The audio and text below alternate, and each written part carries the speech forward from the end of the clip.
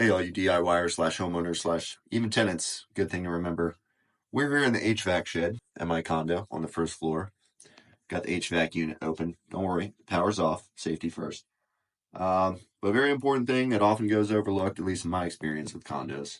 And I can say this from direct experience because the unit owner above me was not keeping up with this part.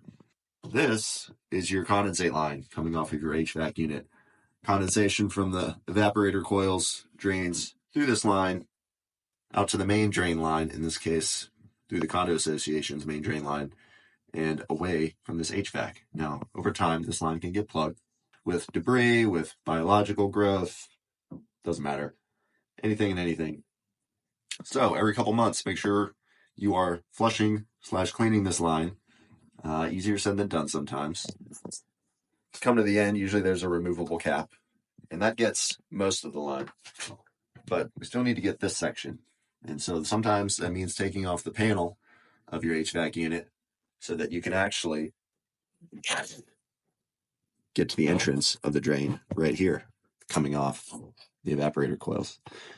And so, how do we do that? Well, if you don't want to use harsh chemicals, that's totally understandable. Get yourself some white vinegar. We'll flush maybe a cup and a half through the drain line and make sure that everything is flowing. And then we'll rinse it out, purge it with some water. And then you're good for a few months. And just make sure we keep that up. Part of your ongoing normal HVAC maintenance. And if you don't want to pay somebody to do all this for you, you can do it yourself.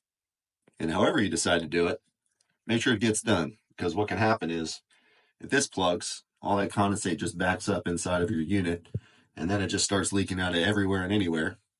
And you'll notice that all of this drywall and ceiling drywall is new because the unit above me did exactly that. And it happened and it went on for months because it's not a lot of water, but it's consistent and you don't notice it right away.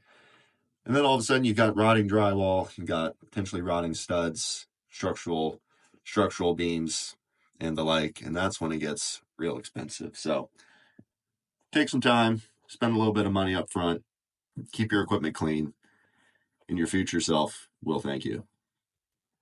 And obviously, this part right here can be a little tricky to get to. If you happen to have a cap, then easy enough, go ahead and remove it. Otherwise, get yourself a funnel, a little bit of flex tube.